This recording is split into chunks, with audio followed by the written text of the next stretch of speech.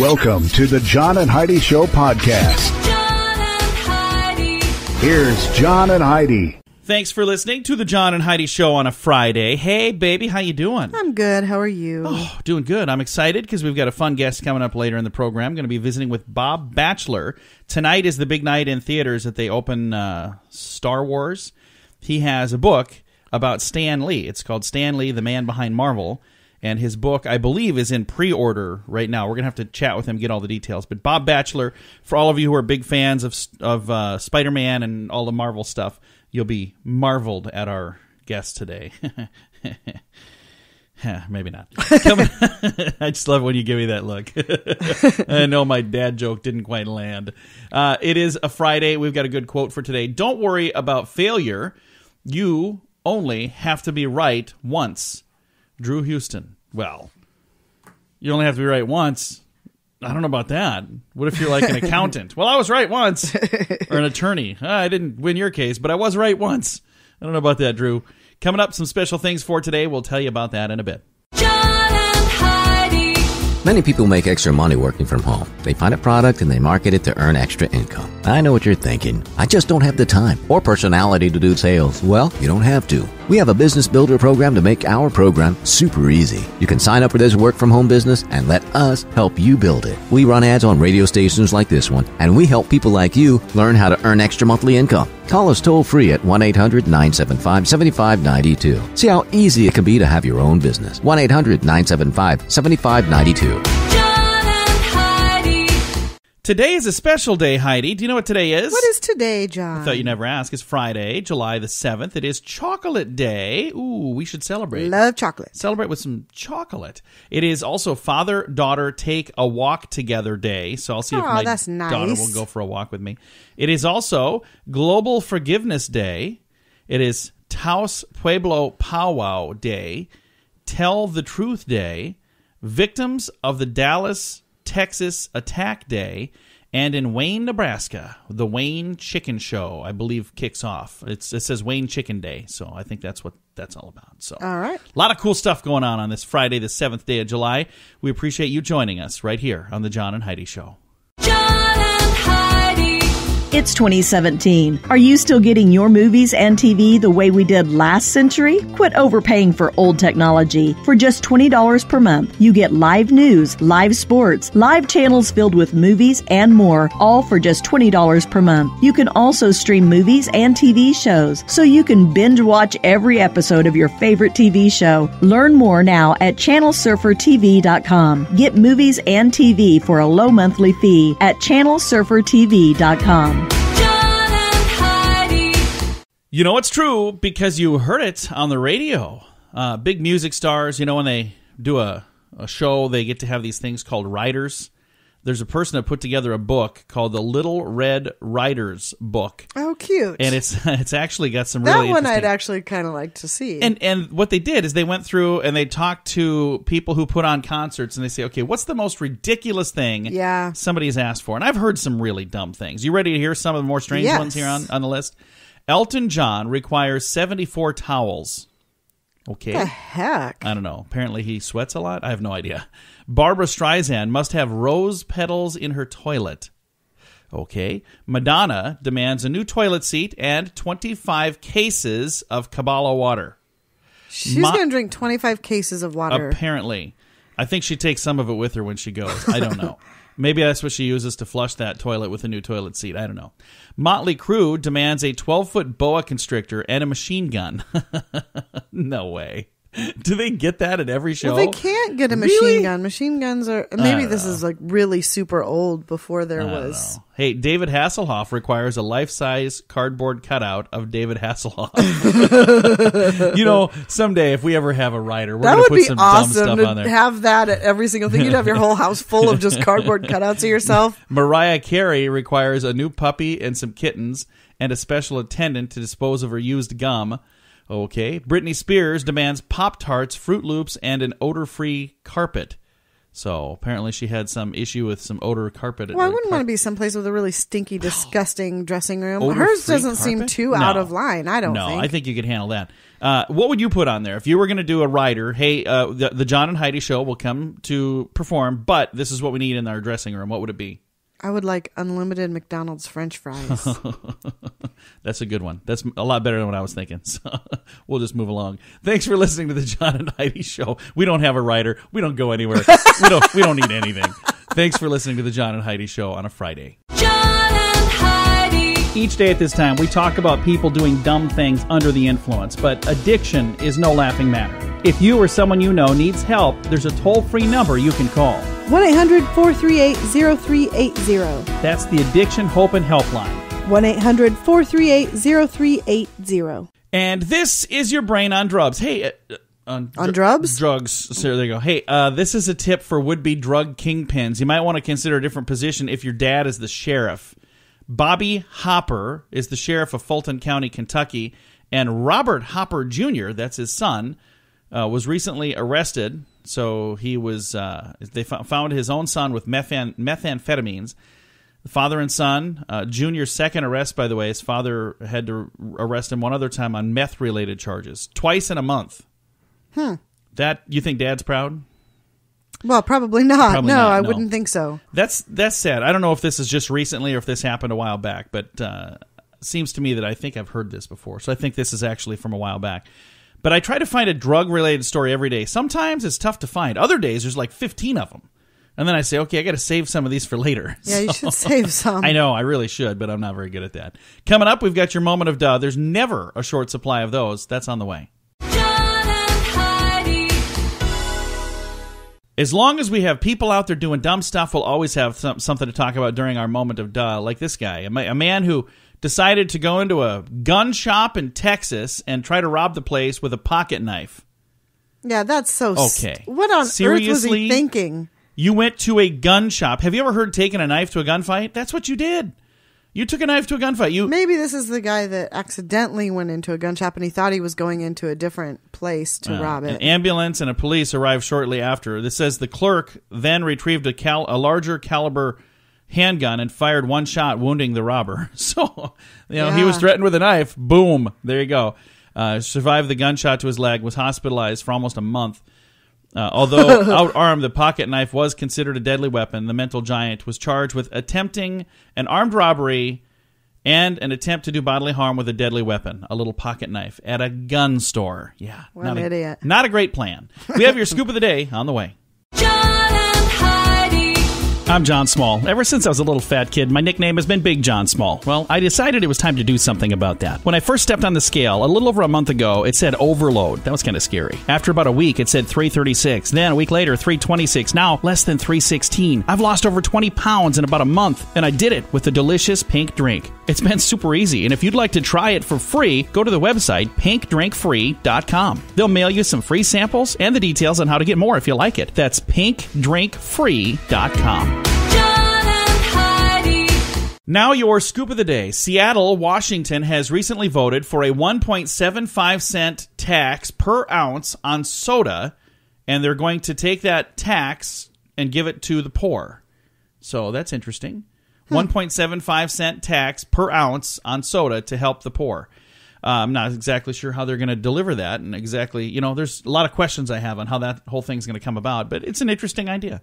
New research shows that humans did not develop arthritis until they started moving from Africa to other areas. Do you think it was carrying all the luggage? No, probably not. Competitive eater Joey Chestnut, did you hear this? This happened on the 4th of July. He set a new world record for the Nathan's famous hot dog eating contest that they do. You know how many hot dogs he ate? I have no idea. His goal was 80 hot dogs. Oh, my gosh. But he missed it by 8. He ate 72 hot dogs and set a new world record. Could you imagine that? No. I have actually had it where we've had a party and we've had people and, I was grilling and nobody was eating the hot dogs. So I had like 4 hot dogs and I thought I was going to die. So can't even And the imagine. funny thing is, all these world championship eaters They're are like never big. stick thin. Yeah, he's a little guy. I haven't seen him, so I guess I honestly shouldn't say that. I have no clue. I'll have to look and see. Hey, according to a new survey from ISPOSMORI, I don't know if that stands for something or if I'm supposed to pronounce that. It's just a bunch of letters. But anyway, they're saying the U.S. is being increasingly overlooked as having a positive influence on the world. The researchers polled 18,000 respondents across 25 nations, finding only 40% of the people in the world now think the U.S. has a strong or somewhat positive influence on the world. Canada has been setting the best example. It says the U.S. image has dropped 24 points since last year's ranking, and Canada has had a nice increase. So more people are looking to Canada for positive things than the United States.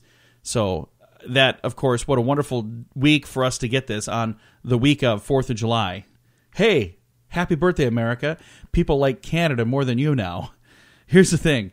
I honestly, I shouldn't even say this on the radio, but I'm one who will say I don't really care what the rest of the world thinks about our country. I think we need to take care of ourselves. Agreed. And I'm not trying to say I don't care about the rest of the world, because I do. I care about them, but their opinion of me shouldn't be more important than our opinion of ourselves. Exactly. And so anyway, I'm not going to lose any sleep over that little ISPOS MORI survey thingy. Any study is just arbitrary. So it depends on who they talk to. Well, and the way the media, and I know we're part of that, but the way the media has been lately, even people in our own country are saying, I don't like us. So I think we got to be really careful, the media friends. We got to do our part to tell some build good us things. up. Build us up instead of tearing us There's so down. many We're good only things to hurting talk about. us. Like Spam celebrated a birthday this week. I mean, why are we talking about this?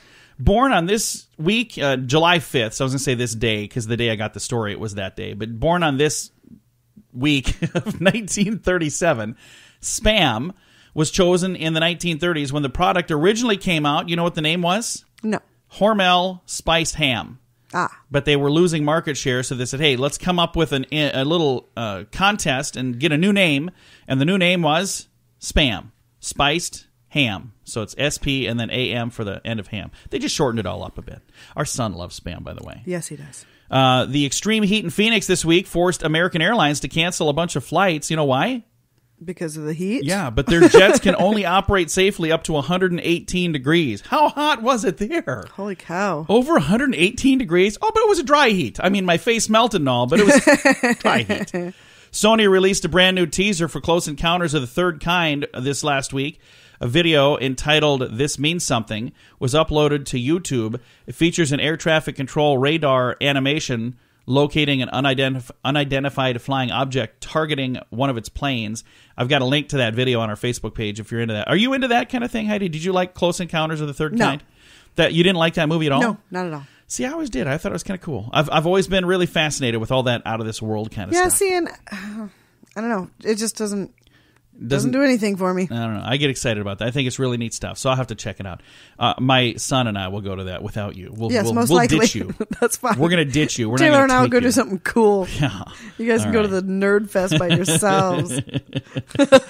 Just leave us alone. Coming up, we've got a guest. That's on the way. Heidi's never allowed to speak to the guest. Do you hear how she talks to me? That's why. That's why. It's on the way. Thanks for listening to the John and Heidi Show. John and Heidi.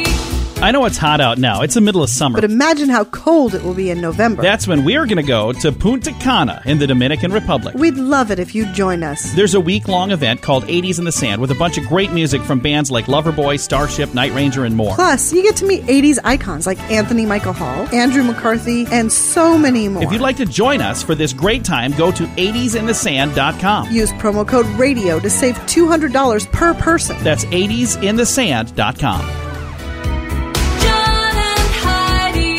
Thank you so much for listening to the John and Heidi Show. In the theaters tonight, I believe, is the actual premiere of the big movie Spider-Man. We got a Spider-Man movie swinging into theaters. And on the line right now, I've got a gentleman that we have a cool little tie-in, Marvel historian Bob Batchelor, and he has a new book coming out called Stanlee, the Man Behind Marvel. Bob, how are you, sir? I'm fantastic, John. Thanks for having me this morning. Well, glad to have you on the program. Now, what is it that first got you interested in Marvel and Stan Lee, and how long have you been a Marvel historian? I have been a Stan Lee fan my whole life.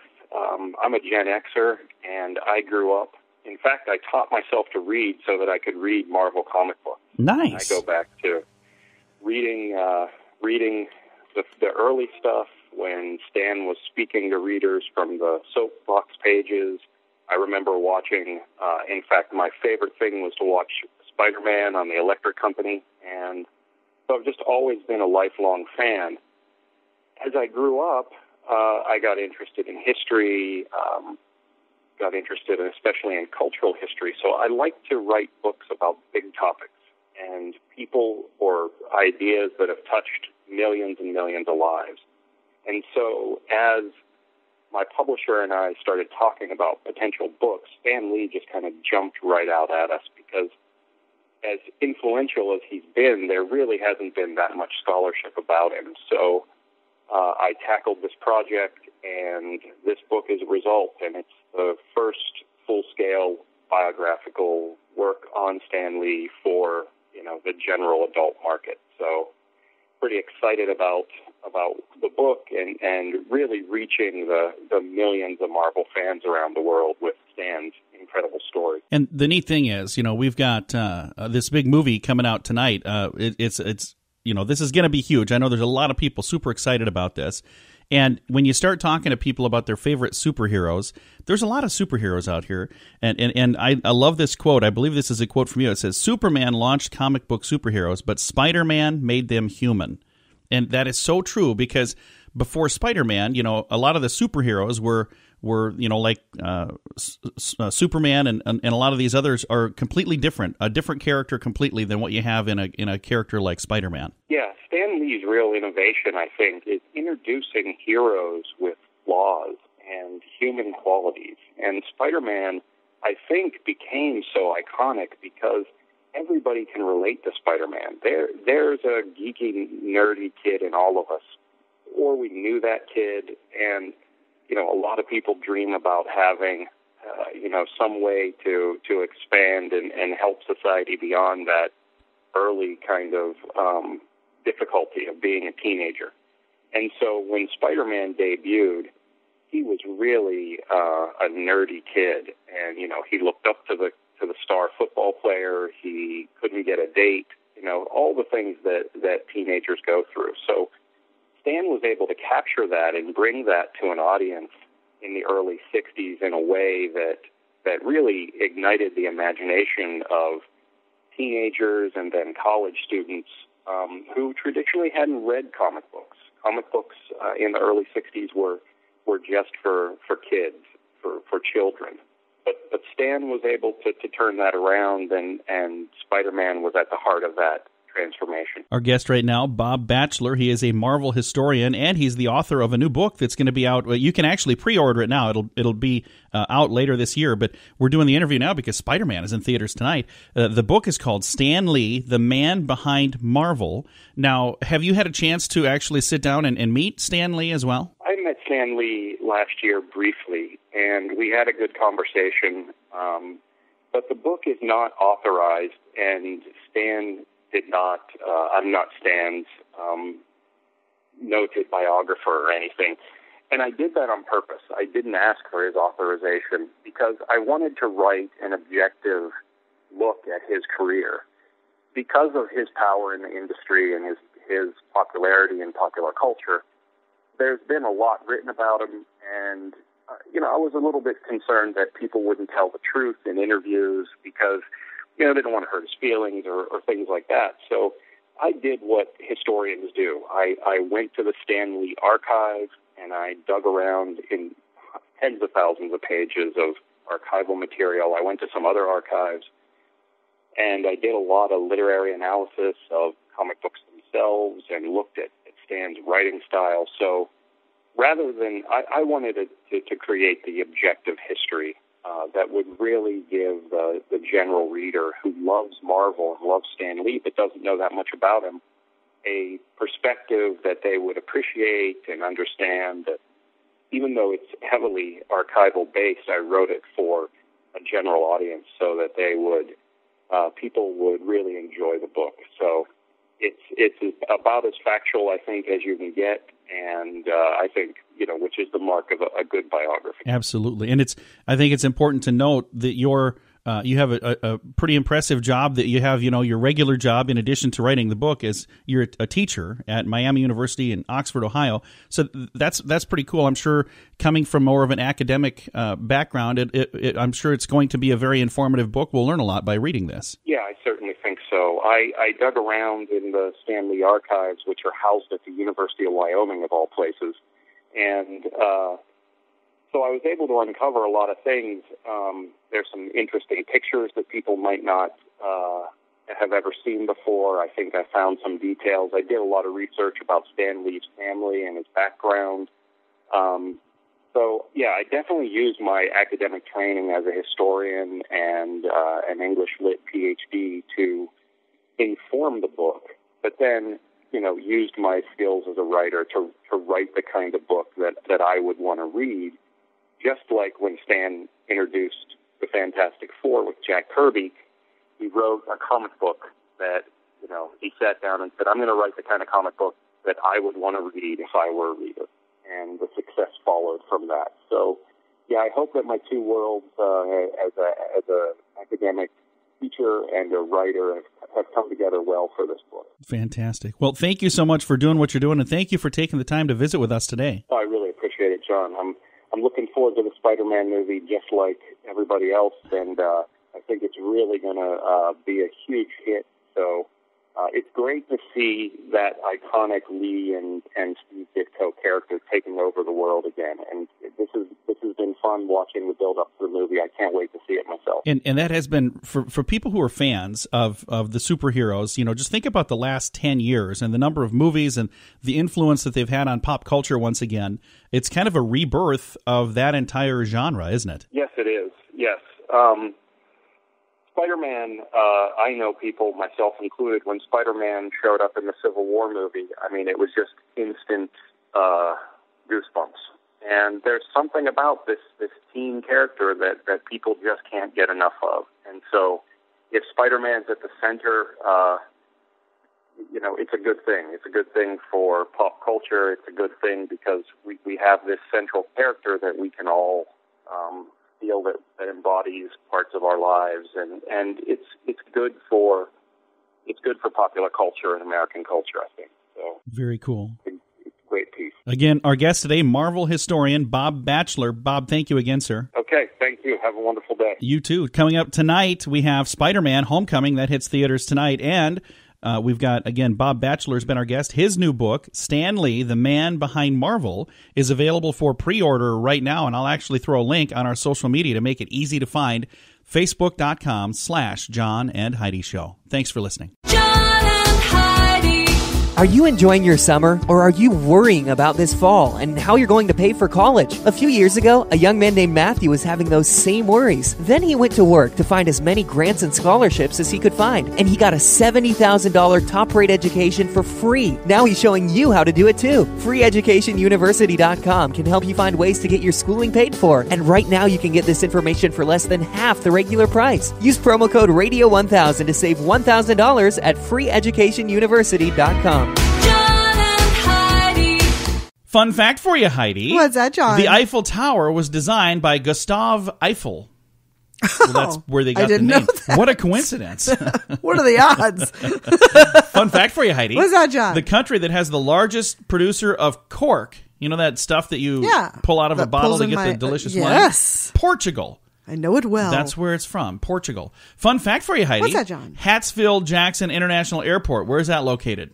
I have no idea. Oh, I thought you might know this one. It's in Atlanta. There you go. I thought you might know that. Fun fact for you, Heidi. What's that, John? The U.S. Agriculture Department proposed yogurt as a substitute for meat in school lunches. As a substitute for meat? I have a yogurt burger. I Wow. just don't know how that would work. And our final fun fact for you, Heidi. What's that, John? Animal Crackers box has a little handle on it. The little string. You know Yeah, what that's it does. actually for? You know why that was stuck on the box? The original So you reason? take it with you everywhere? No, so you could hang it from a Christmas tree. Oh, I think I did know that. Now I think you I know. had heard that before. Couple of fun facts flying your way on a Friday, courtesy of pinkdrinkfree.com. Not just another diet, it's a way of life. That's pinkdrinkfree.com. John and Heidi. I'm John Small. Ever since I was a little fat kid, my nickname has been Big John Small. Well, I decided it was time to do something about that. When I first stepped on the scale, a little over a month ago, it said overload. That was kind of scary. After about a week, it said 336. Then a week later, 326. Now, less than 316. I've lost over 20 pounds in about a month, and I did it with a delicious pink drink. It's been super easy, and if you'd like to try it for free, go to the website pinkdrinkfree.com. They'll mail you some free samples and the details on how to get more if you like it. That's pinkdrinkfree.com. John and Heidi. We are halfway through the year, and this might be a good time if you're looking back at, 2017 and how are things going so far. It might be a good time to say, maybe it's time for me to do something different. So if you want to tweak up your resume and, make it the very, very, very best, we've got some tips for you here. It says, how will you know if your resume is ready to go? Here are a few indicators that it's time to redo your resume. If you have no career summary or introductory statement, you want to make sure you add one of those. I'm trying to think back. You know how long it's been since I've had a resume? It's been years. It has been a long time. But when I had one, I don't think I had that. Did you have a career summary and introductory statement on your resume? No. It just spoke for itself, didn't it? If there are lack of keywords and phrases, so apparently that's something you put on a resume these days. I'm glad I'm not looking for a gig because I don't know if I would figure all this stuff out. If there's no evidence of your experience or education. Well, once they talk to me, any evidence of education is going to be swept under the rug anyway. Like, oh, this guy, I don't care where he says he went to school or what he says. He's a moron. Using your personal pronouns and articles. If you're using personal pronouns and articles on your resume, are you supposed to quit? Yeah, if you're doing that, you're supposed to quit. That time to tweak your resume. So these are things that mean you might need to redo it. If your resume has irrelevant information towards the career you're seeking. So I put things on there like, I like puppies and, all kinds of stuff. No, you don't want that, apparently. Poor formatting. Mine goes, instead of, the regular size, I have everything on a diagonal. I don't really. And typos and misspelled words. If you have those, fix those. I don't know what poor formatting means because I'm clearly not the right guy to know any of this stuff. So, like, if you, in the education section, if I put in there, like, clown college, does that count? If you want to be a clown. What if I'm trying to be a person who works at the IRS or, an attorney? Don't add that. They can use laughter, too. I don't know. Should I put it on perfume-scented paper? All of the I's dotted with the little hearts? Probably not. Well, there's one last tip on here. It says, if you are going to use your email address for them to be able to reach you, make sure it is a professional email address. Because if you have something that's not professional, that's going to make it really hard for them to reach back out to you. So they have some examples on here of what not to use, but I'm not going to give those because all of these people may listen to this program. So, all right. Thanks for listening to The John and Heidi Show. John and Heidi. It's 2017. Are you still getting your movies and TV the way we did last century? Quit overpaying for old technology. For just $20 per month, you get live news, live sports, live channels filled with movies, and more, all for just $20 per month. You can also stream movies and TV shows, so you can binge watch every episode of your favorite TV show. Learn more now at channelsurfertv.com. Get movies and TV for a low monthly fee at channelsurfertv.com. Have you always wanted a blue-tongued skunk or a Peruvian pink-toed tarantula? Not even a little. Well, if you're into that kind of thing, Peru has a virtual Noah Ark of animals up for adoption to raise funds for their zoo. They're selling off the animals, but they're not really, because you're spending somewhere around $15 up to $10,000 per year to adopt an animal that you don't get to take home. You have to go there to visit.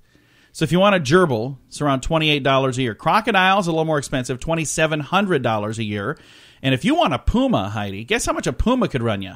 How much? $24,000. How much is a gorilla? Let me see. Hippo. I don't see. No, I want a gorilla. I don't know. They don't have that on there. But if you decide to adopt, you get a certificate verifying that you are indeed the godparent of such an animal, and you get a photo portrait of you and your animal. So you get to go there, or do they Photoshop you in with that? They probably Photoshop you This is in Peru. Like, here's my $8. You going to fly me there and take a picture with me and my spider? Probably not. John and Heidi. Close elections are nothing new. But how close these elections are, how these close elections are being decided varies depending on what part of the world you happen to be in.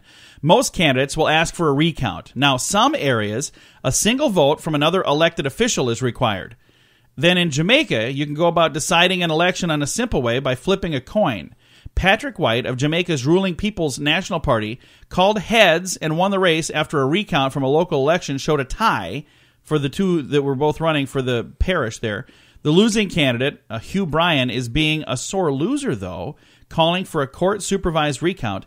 No matter the Caribbean island constitution says the presiding election officer casts the deciding vote in the event of a tie, and he chose who to vote for. However he chooses to vote for them, that's up to him, even if it is a coin flip. So the way they did it is they said, okay, it's up to you. You're the one that gets to decide, did he win or did he win? And he said, I'll flip a coin. And they say, hey, our Constitution says that's how we do it, and we're going to uphold that. So how would you like to be the guy that lost an election due to a coin flip and then find out that your friend didn't even make it out to vote? Yeah, I'd love to have gone out and helped you, but I was busy that day. All right, coming up, we're going to talk about Little League. That's on the way. John and Heidi. I know it's hot out now. It's the middle of summer. But imagine how cold it will be in November. That's when we are going to go to Punta Cana in the Dominican Republic. We'd love it if you'd join us. There's a week-long event called 80s in the Sand with a bunch of great music from bands like Loverboy, Starship, Night Ranger, and more. Plus, you get to meet 80s icons like Anthony Michael Hall, Andrew McCarthy, and so many more. If you'd like to join us for this great time, go to 80sinthesand.com. Use promo code RADIO to save $200 per person. That's 80sinthesand.com. Heidi, I have a story here that we could call The Umpire Strikes Back. Little League baseball game that got kind of heated. That happens from time to time, and it's usually not the kids. You know who it is? It's usually the parents. Yeah. Well, Randy Langston is an assistant coach on his son's baseball team, and they took objection to what he thought was a bad call from the umpire, who is Terry Hessenflow. Hessenflow, by the way, got so mad with Langston that he threw him out of the game. The coach thought that he had the perfect revenge, though. Langston, a Texas police officer, went home, changed into his uniform, and then headed back to the baseball diamond. He waited for the game to finish and then followed the umpire in his patrol car, waiting for him to make a mistake. He almost immediately pulled him over for failing to use his turn signal. The umpire had the last laugh, though. He reported the incident to the police, to the actual police department. They demoted Langston from a sergeant to a patrolman for being what they're calling using poor judgment, and I agree with that completely. His pay was cut by $5,500, and he was put on a 6-month probation. So, like I said, it's a case of the umpire strikes back. So the guy was upset that he got thrown out of the game for being unsportsmanlike, and then decided, hey, I'm an officer. I'm going to go home and change into my uniform, and I'm going to go pull this guy over. That is not the right way to deal with things. Now, the good news is I know a lot of police officers. I probably would, though, if I was Yeah, you probably would. I'm not gonna lie. Between the two of us, we've got relatives. I personally have 4 brother-in-laws that are police officers. Mm-hmm. So, I mean, or is it 3? 3. 3 brother-in-laws that are police officers. I was just going to say, sure. Yeah, you do. Yeah, that other one that I just made up in my head. So apparently I'm just wishing. But no, I've got 3 brother-in-laws that are police officers, and super nice guys. And there are so many awesome police officers out there. Sadly, it's stories like this that we hear about where there's a guy who was abusing his power. But you got to understand, it was just a guy who happens to be a police officer. And I'm sad to say, I agree that he was doing something wrong. I'm sad to say that he was a police officer and did something wrong, but that doesn't make all cops bad, does it? No. Okay. And I got to say, I don't have a problem with it. See, Heidi would be one. This is why I was never given Remember a badge. back in 5th grade when you wouldn't let me sit at your table? License and registration. I totally would. I would Probably be all would. over everybody I Remember don't that like. when I asked you to the prom and you said no? Who are you? License and registration. Ma'am, you're in my living room. What are you doing here? That would be Heidi, not me. Coming up, we've got some good news. That's on the way. John and Heidi. This portion of the John and Heidi Show is brought to you by the John and Heidi Show. That sounds kind of funny, but it's true. Go to your local radio station and ask them to start carrying the John and Heidi Show. Here's the best part. They can carry the show for free. They play a couple commercials, but it doesn't cost them anything every month. So if you know a radio station that could use a little bit of help, send them our way. Send them to johnandheidishow.com. Again, johnandheidishow.com. We would love to do a radio program in your community. Then you could listen to the podcast and listen to us on the radio. John and Heidi. I like to wrap things up around here with good news, and I get so many positive comments about the good news that we've been sharing. And it's neat because I try to share these stories on Facebook as well. So if you ever miss the good news, if you go to our Facebook page, you'll almost always find that good news there. There's once in a while I'll forget to post it, but usually. And that's also where you can share good news like this one. This was shared with me just recently. This was in Iran back in 2004. A woman there by the name of Amahan Barami, I'm probably saying it wrong, I apologize, was the victim of an acid-throwing incident that blinded her and disfigured her. Her assailant was Majid Mohaved, and he was the one that threw the acid as retaliation when she refused his offer of marriage. Oh, my God. So he loved her and wanted to marry her. She said no, so he threw acid in her face. Now, she wanted the strictest Sharia law punishment for this guy, and which would be an eye for an eye justice. The courts granted her the petition, and he was sentenced to 12 years imprisonment and also sentenced to be blinded in both eyes. Now, the blinding part of the sentence was all set to be carried out with an eye specialist and a court representative standing by in a hospital, but then something really amazing happened. Miss Barami, the lady who had the acid thrown in her face, she was blinded by this man. She had a change of heart and said, "You know what? Can you please pardon this portion of it? I don't want to follow through with that. I don't think that's fair." Human rights group Amnesty International had called on the Iranian government to not carry out the sentence, which they described as cruel, inhumane, and torture. It wasn't until Miss Barami offered her pardon that the courts finally rescinded the blinding part of his sentence. How cool is that? It was really nice of this lady, because she could have very easily said, "Hey, that's what the rule is, an eye for an eye. You blinded me, I'm going to blind you." But she chose, you know what, I'm going to be the bigger person, and no, you can continue to see. I think that's really neat that she did that. Heidi looks very confused. I would have asked if I could have done it myself. Heidi's like, "Where's the good news, mister?" Why give him a physician to do it without pain? And I mean, if it's an eye for an eye, if it's, "Hey, you did this to me, I get you a few," I'd want to throw acid on his face. How do the two of us make this work? She's my wife. We're married to each other.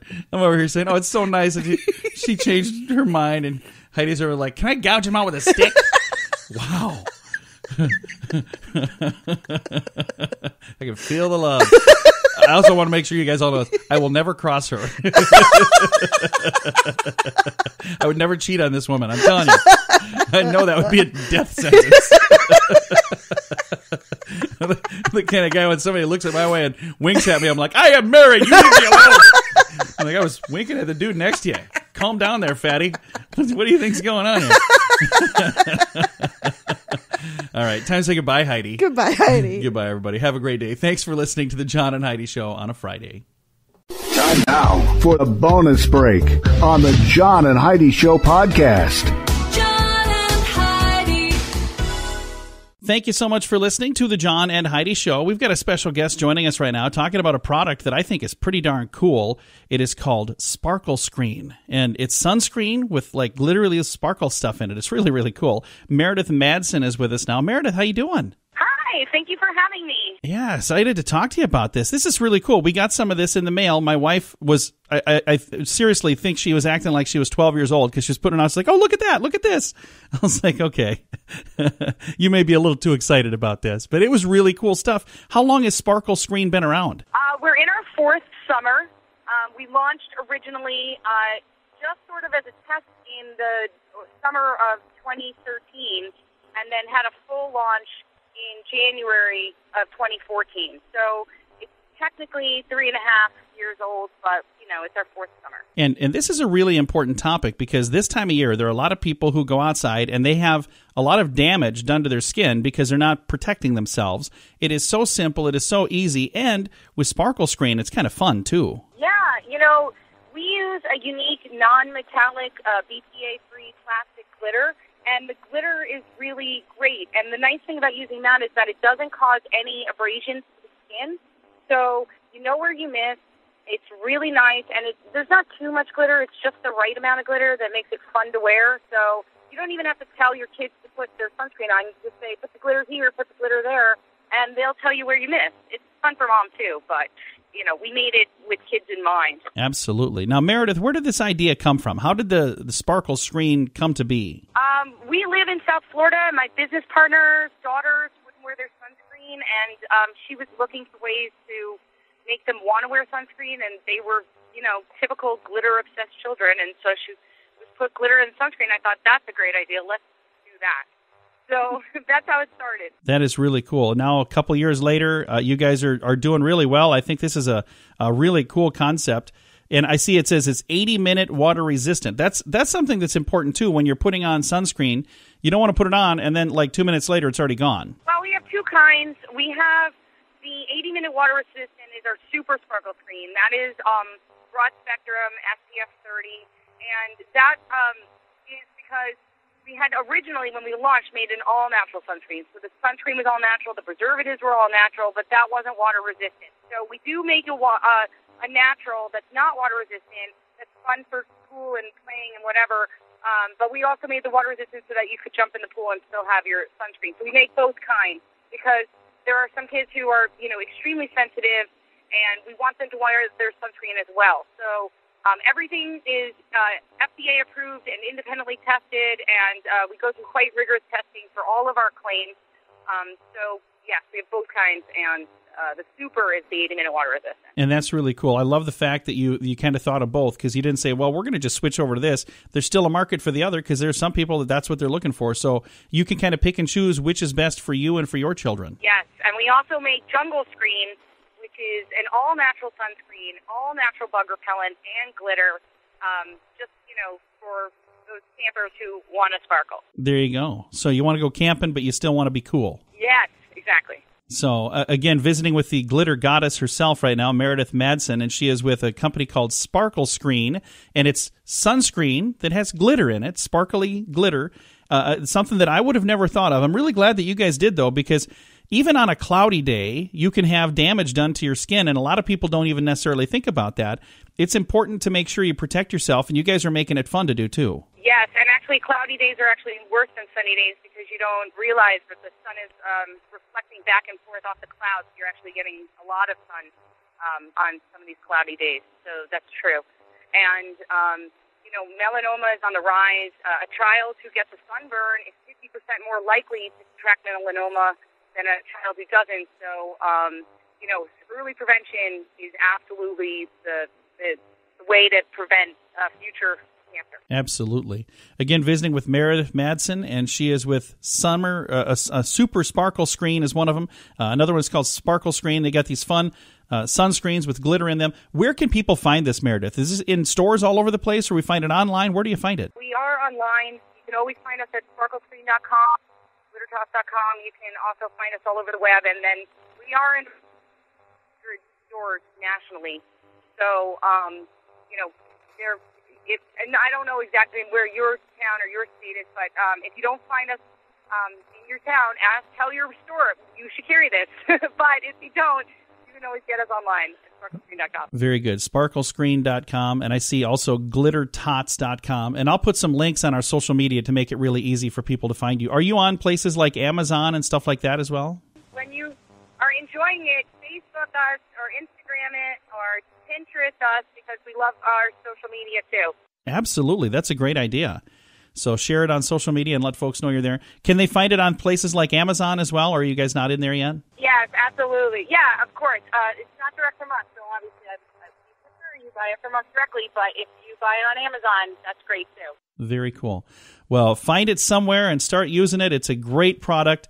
Meredith, thank you so much for taking the time to chat with me today. Pleasure. Thank you, guys, and keep calm and sparkle on all summer long. There we go. And I'm going to make sure we get some photos of my wife, because she's wearing this stuff. She loves it. Absolutely loves it. So we'll get my daughter and my wife. We'll throw some photos on social media and share that around as well. Thank you so much. Absolutely. Again, Meredith Madsen. She's with a company called Sparkle Screen, and it's sunscreen with sparkly glitter in it. It's really cool. And we've got a link to all of the details at facebook.com/John and Heidi Show.